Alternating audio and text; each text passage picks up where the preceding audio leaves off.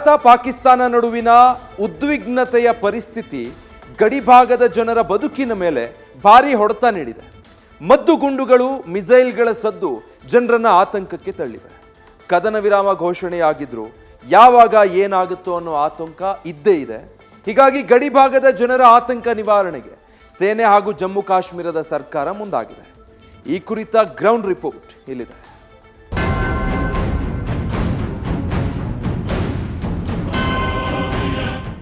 ಭೂಲೋಕದ ಸ್ವರ್ಗ ಅಂದ್ರೆ ಅದು ಕಾಶ್ಮೀರ.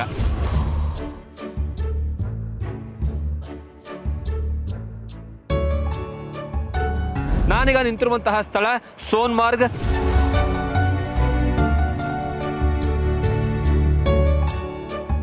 ಬಾಲ್ಟಾಲ್ನ ಸದ್ಯದ ಪರಿಸ್ಥಿತಿ ಏನಿದೆ ಅನ್ನುವಂತಹ ವಿಜುವಲ್ಸ್ ನ ಕೊಡಬೇಕು ಅಂತ ನ್ಯೂಸ್ ಫಸ್ಟ್ ಗ್ರೌಂಡ್ ರಿಪೋರ್ಟ್ ಕೊಡುವಂತಹ ಕೆಲಸವನ್ನ ಮಾಡ್ತಾ ಇದೆ. ಈ ಒಂದು ಪ್ರದೇಶ ಏನಿದೆ ಸೋನ್ಮಾರ್ಗ್, ಇದು ಅಮರನಾಥ್ ಯಾತ್ರೆಗೆ ಹೋಗುವಂತಹ ಬಾಲ್ಟಾಲ್ ಪ್ರದೇಶ.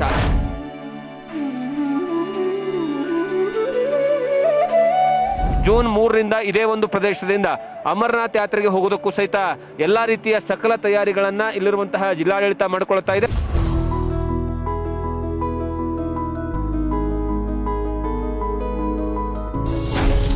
ಜಮ್ಮು ಕಾಶ್ಮೀರ ಭಾರತಾಂಬೆಯ ಮುಕುಟ, ಭೂಲೋಕದ ಸ್ವರ್ಗ.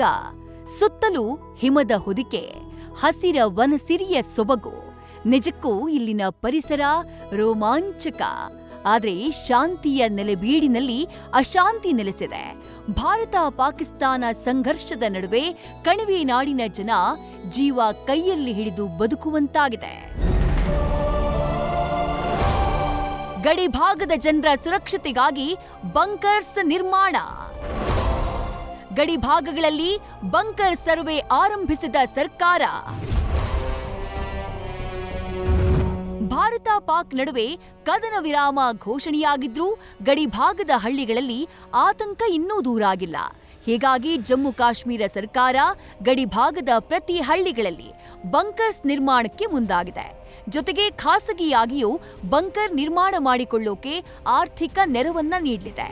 ಪಾಕಿಸ್ತಾನ ಸೇನೆ ಈ ಬಾರಿ ಗಡಿಭಾಗದ ಗ್ರಾಮಗಳನ್ನೇ ಗುರಿ ಮಾಡಿ ದಾಳಿ ನಡೆಸಿದ ಕಾರಣ ಗಡಿ ಗ್ರಾಮದ ನಾಗರಿಕರು ಸಾವನ್ನಪ್ಪಿದ್ದಾರೆ. ಮುಂದೆಯೂ ಇಂತಹ ಉದ್ವಿಗ್ನ ಪರಿಸ್ಥಿತಿ ತಲೆದೂರಿದ್ರೆ ಜನರನ್ನ ಸ್ಥಳಾಂತರ ಮಾಡುವ ಬದಲು ಬಂಕರ್ ನಿರ್ಮಾಣಕ್ಕೆ ಪ್ಲಾನ್ ಮಾಡಲಾಗಿದೆ. ಏನಂದ್ರೆ ಇನ್ನು ಮುಂದೆ ಎಲ್ಲಾ ಗ್ರಾಮಗಳಲ್ಲೂ ಸಹಿತ ಬಂಕರ್ಗಳ ನಿರ್ಮಾಣವನ್ನ ಖಡಾಖಂಡಿತವಾಗಿ ಮಾಡಲೇಬೇಕು. ಮತ್ತೆ ಯಾರಾದ್ರೂ ತಮ್ಮ ಸ್ವಂತ ಜಮೀನಿನಲ್ಲಿ ಯಾರಾದ್ರೂ ಏನಂದ್ರೆ ಬಂಕರ್ಗಳ ನಿರ್ಮಾಣ ಮಾಡ್ಕೊಂಡಿದ್ದೆ ಆದ್ರೆ ಅವರಿಗೆ ಸರ್ಕಾರದಿಂದ ಧನ ಸಹಾಯವನ್ನ ಮಾಡೋದು ಏನಂದ್ರೆ ಸರ್ಕಾರದ ಪ್ಲಾನ್ ಆಗಿದೆ. ಅದಕ್ಕಾಗಿ ಈಗಾಗಲೇ ಕಳೆದ 3 ದಿವಸಗಳಿಂದ ನಿರಂತರವಾದಂತಹ ಸರ್ವೆ ಶುರುವಾಗಿದೆ. ಆ ಸರ್ವೆಯ ಲೆಕ್ಕಾಚಾರ ಪ್ರಕಾರ ಅಂದ್ರೆ ಗ್ರಾಮಗಳಲ್ಲಿ ಎಷ್ಟು ಜನಸಂಖ್ಯೆ ಇರುತ್ತೆ, ಆ ಜನಸಂಖ್ಯೆಯ ಆಧಾರದ ಮೇಲೆ ಒಂದೊಂದು ಬಂಕರ್ಗಳಲ್ಲಿ ಕನಿಷ್ಠ ಪಕ್ಷ ಅಂದ್ರೆ 12ರಿಂದ 15 ಜನ ಇರುವಷ್ಟು ಕೆಪಾಸಿಟಿ ಇರುವಂತಹ ಬಂಕರ್ಗಳನ್ನು ನಿರ್ಮಾಣ ಮಾಡಬೇಕು.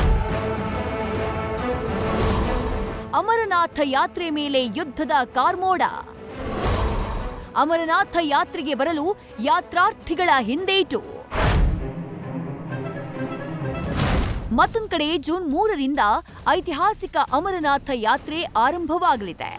ಭಾರತ ಮತ್ತು ಪಾಕ್ ನಡುವಿನ ಯುದ್ಧದ ಕಾರ್ಮೋಡ ಒಂದ್ ಕಡೆಯಾದ್ರೆ, ಬೈಸರನ್ ವ್ಯಾಲಿಯಲ್ಲಿ ಉಗ್ರರು ಪ್ರವಾಸಿಗರನ್ನ ಹತ್ಯೆ ಮಾಡಿರೋ ಹಿನ್ನೆಲೆ ಅಮರನಾಥ ಯಾತ್ರೆಗೆ ಬರೋಕೆ ಪ್ರವಾಸಿಗರು ಹಿಂದೇಟು ಹಾಕ್ತಿದ್ದಾರೆ.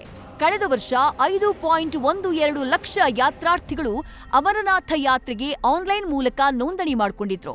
ಆದರೆ ಈ ಬಾರಿ ಕೇವಲ 3.5 ಲಕ್ಷ ಜನ ಮಾತ್ರ ನೋಂದಣಿ ಮಾಡಿಕೊಂಡಿದ್ದಾರೆ. ಜೂನ್ 3ರಿಂದ ಒಟ್ಟು 45 ದಿನಗಳ ಕಾಲ ನಡೆಯಲಿರುವಂತಹ ಯಾತ್ರೆಗೆ ದೇಶದ ನಾನಾ ಭಾಗದಿಂದ ಯಾತ್ರಾರ್ಥಿಗಳು ಆಗಮಿಸುತ್ತಾರೆ.